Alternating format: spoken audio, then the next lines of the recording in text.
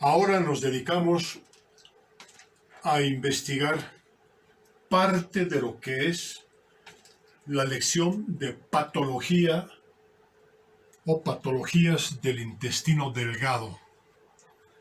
Indudablemente, para temas de nutrición, por la importancia en la especialidad, la enfermedad celíaca.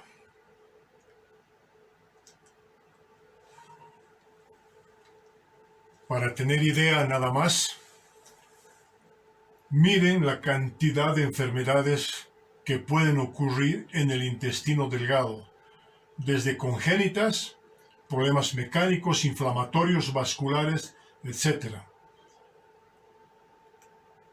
Y que no digan contra ustedes que todo esto se cura con el dióxido de cloro, porque tienen que tener personalidad profesional. Nos vamos a dedicar a los problemas de mala absorción intestinal. Las que tienen mucha relación en nutrición, la enfermedad celíaca. Y como vemos, miren, es una enfermedad importante en el mundo porque dependiendo las poblaciones es del 1 al 2%. Las personas más afectadas son adultos mayores de 60 años, pero no es exclusivo porque cuando hablamos de que es un tema genético, estamos hablando que también ocurre desde el nacimiento en personas genéticamente predispuestas. Y algo importante que ustedes ya saben es el tema del gluten, especialmente en estos cereales de consumo muy frecuente, el trigo, en el tema del pan, y menos frecuentemente en todos estos.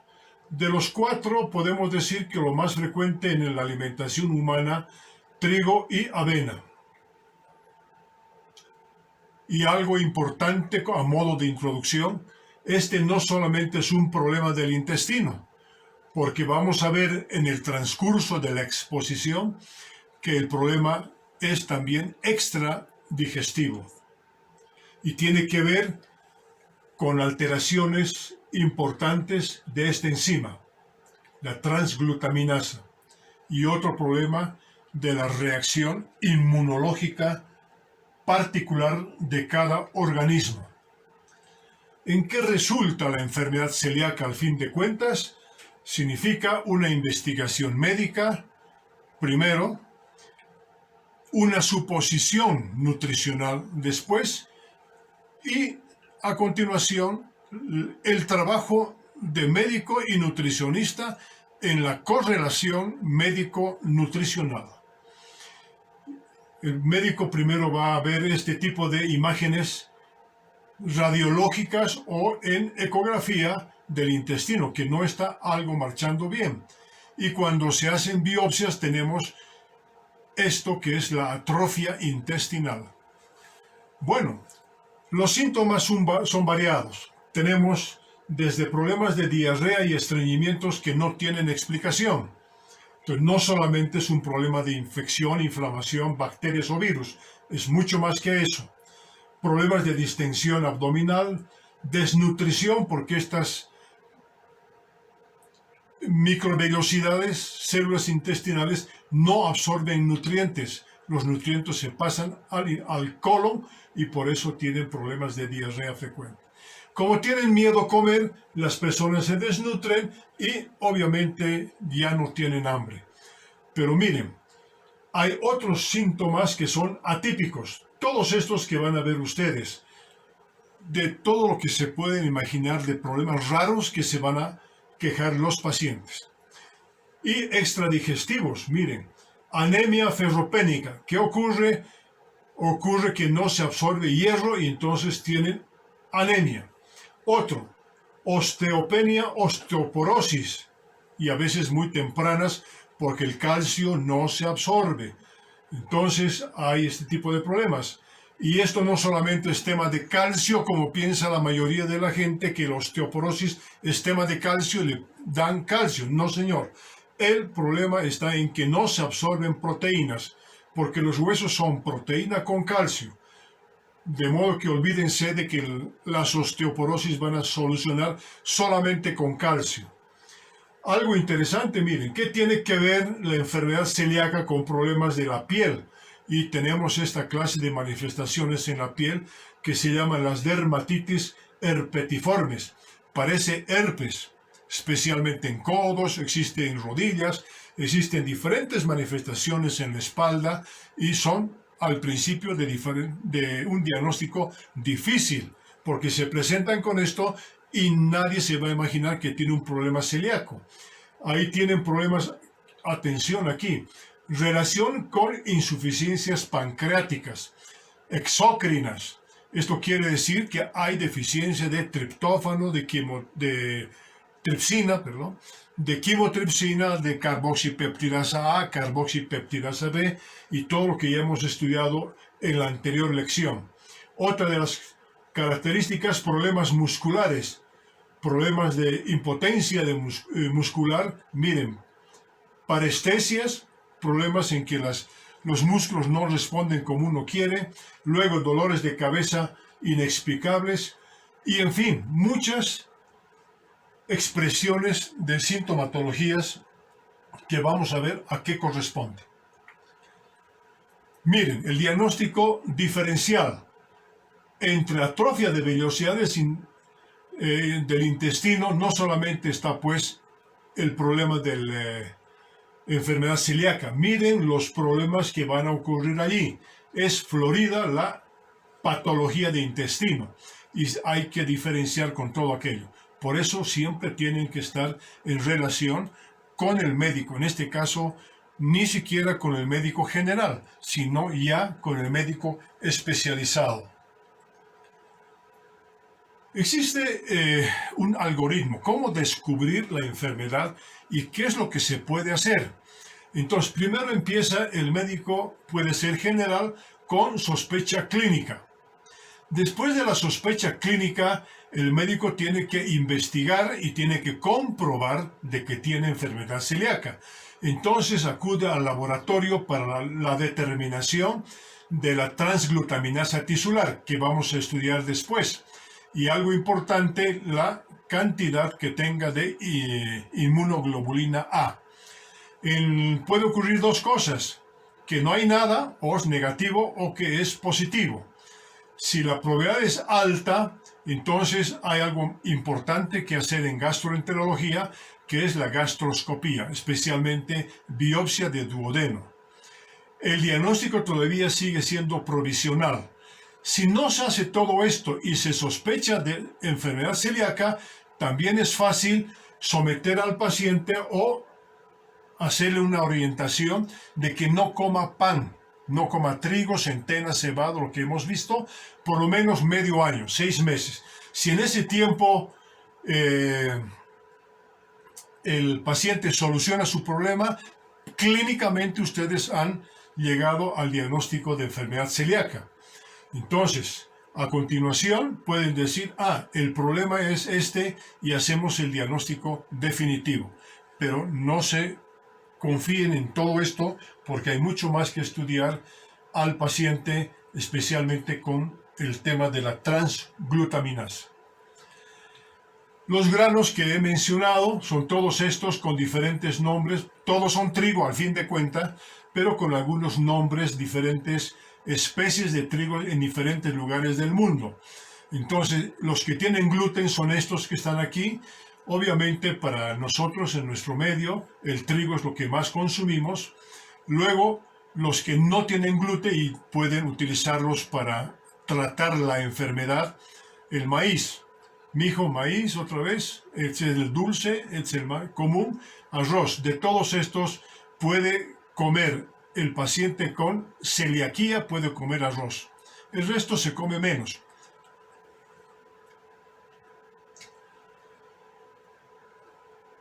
¿Cuáles son las proteínas del gluten? Son dos, gliadina y glutenina.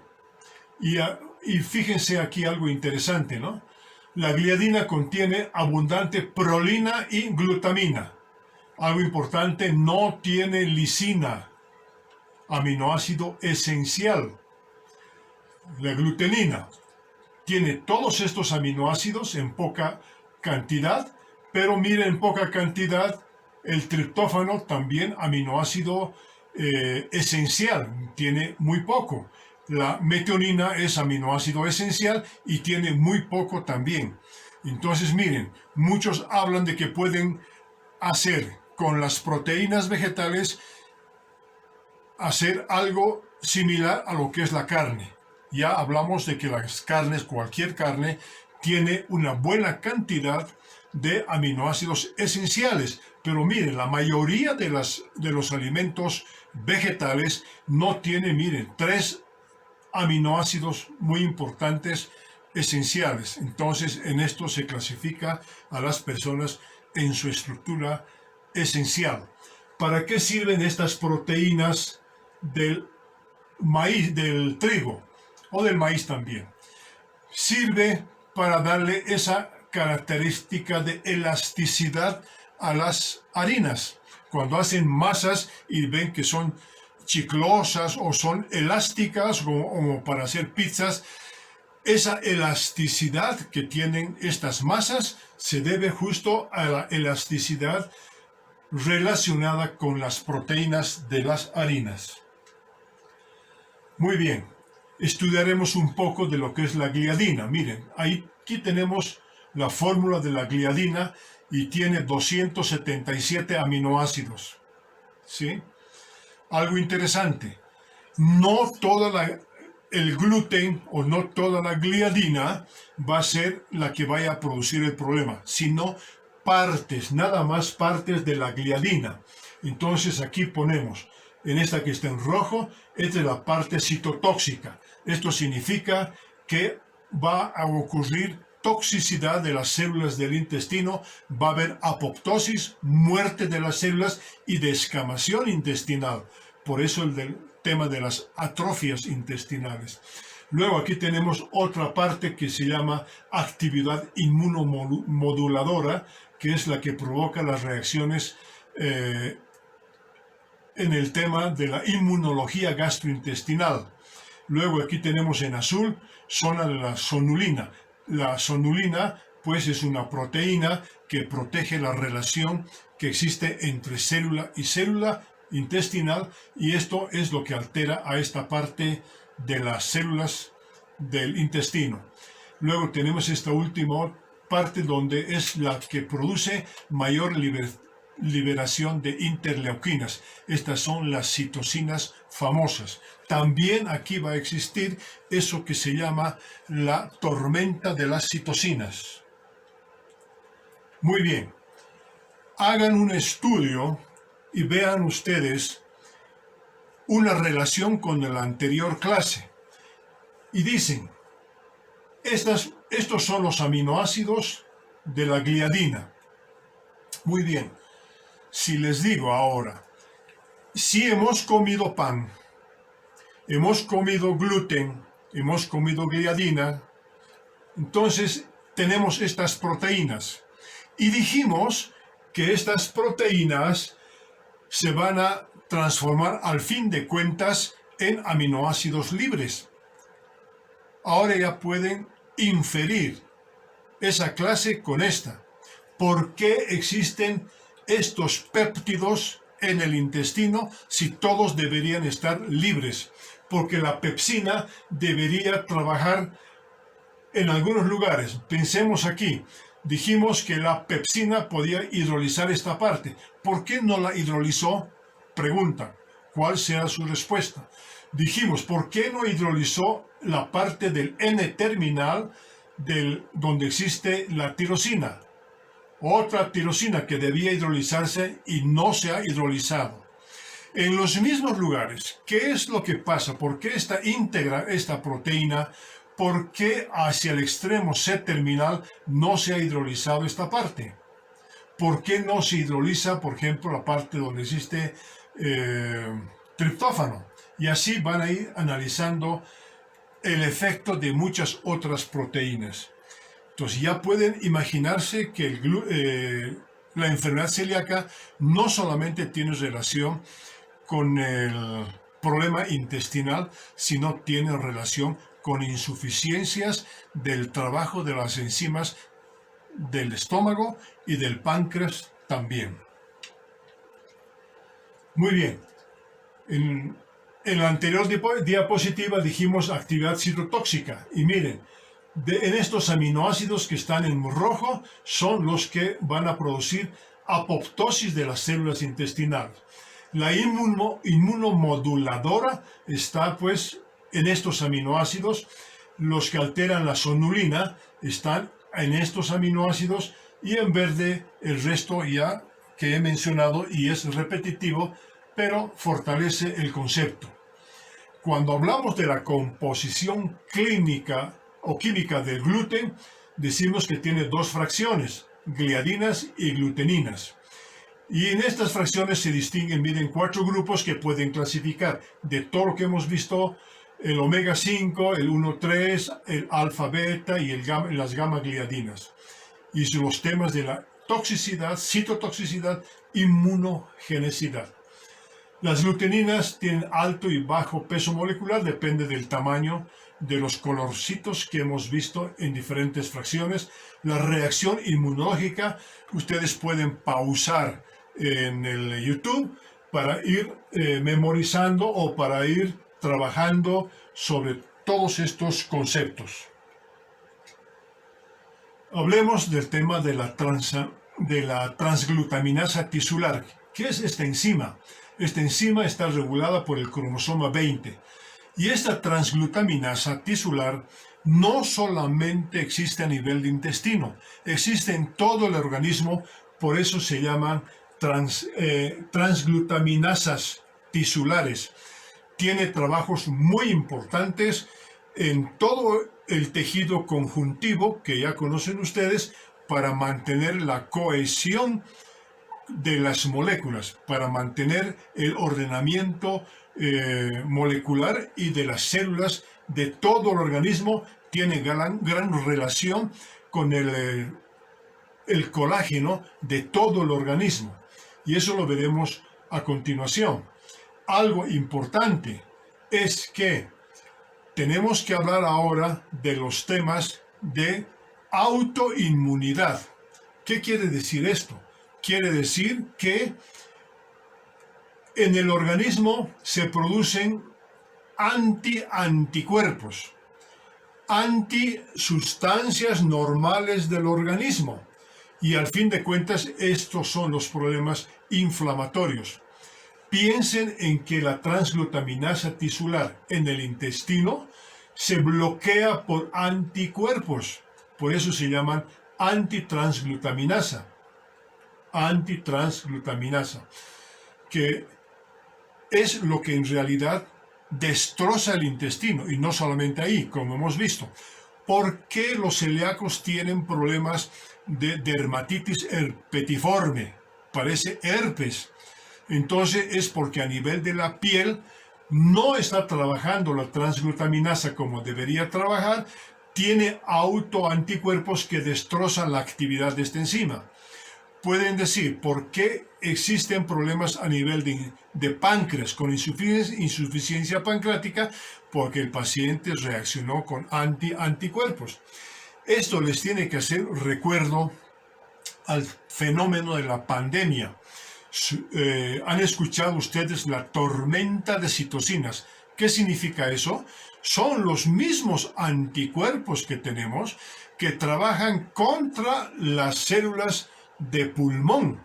Entonces, esa tormenta también podemos decir que son las citocinas del intestino, esa tormenta que trabaja contra las células del intestino. Entonces ya cambia la medicina, cambia la inmunología, y no solamente van a hablar de anticuerpos, ahora tenemos que hablar de autoanticuerpos.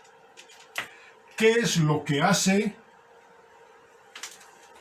la transglutaminasa? Entonces, supónganse que este es el gluten con cualquiera de sus fracciones moleculares, gliadina o glutenina. En esta parte, en cualquiera de estas partes, se han fijado que abunda en el gluten un aminoácido, la glutamina. La glutamina, entonces, está así, siendo parte del gluten, y tenemos esta molécula, así, la gliadina. Muchas gliadinas. ¿Qué es lo que ocurre con otras proteínas? Otras proteínas van a tener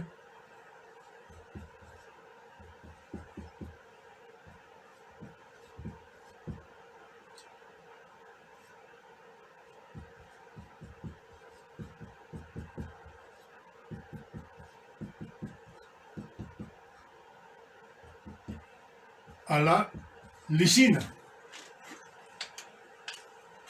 ¿Qué es lo que ocurre aquí? La transglutaminasa lo que hace es unir estos dos componentes entre el grupo epsilon de la lisina y el grupo carboxamida de la glutamina. ¿Qué es lo que ha ocurrido? Ha ocurrido que las proteínas se han unido. Ahora hacemos así una serie de componentes donde podríamos tener la lisina, podríamos tener ahí la glutamina y se van a unir unas con otras dentro de la misma cadena. Pero también va a ocurrir que teniendo lisinas y glutamina entre las cadenas se va a unir de esta manera. De modo que tenemos ahí muchas proteínas que están unidas de esta manera y esto hace la cohesión entre las proteínas del tejido conjuntivo, o lo que se llama la matriz extracelular. Así se mantienen ordenadas las células, así se mantiene todo. Pero ¿qué es lo que sucede ahora? Si la transglutaminasa se bloquea porque tiene anticuerpos antitransglutaminasa, ocurre que estas uniones no existen. Y si no existen, entonces van a desordenar a las células del intestino. Ya han visto las partes citotóxicas donde van a destrozar células, van a morir, se va a descamar y eso es lo que resulta en la atrofia intestinal, en la celiaquía. Muy bien. Para concluir, es importante que ustedes orienten a sus pacientes de los alimentos que pueden consumir y los que no pueden consumir. Ahí tenemos los alimentos prohibidos, o sea, todos los que tienen el gluten. Obviamente, todo lo que tiene harinas. Luego, los alimentos que no tienen gluten, tenemos leche, derivados, etc. Todo lo que ya van a ver ustedes como una receta para sus pacientes. Los que pueden contener gluten. Entonces, no siempre se confían en los alimentos procesados que tienen gluten. Por ejemplo, podemos decir conservas. ¿Por qué conservas? ¿Por qué salchichas? ¿Por qué mortadelas? ¿Por qué quesos? ¿Por qué a veces café, colorantes? Lo que sucede es que muchos fabricantes, para aumentar el volumen del alimento que procesan, entonces le ponen harina, entonces están colocando gluten, de modo que en sus etiquetas tienen que ser muy claros, tienen que ser honestos y decir realmente que este alimento no tiene gluten. Y para eso las leyes de los países hacen que tengan este tipo de advertencias en cada uno de los alimentos para que estén absolutamente seguras en el tratamiento de sus pacientes, por lo que les deseo éxito en sus trabajos. Gracias.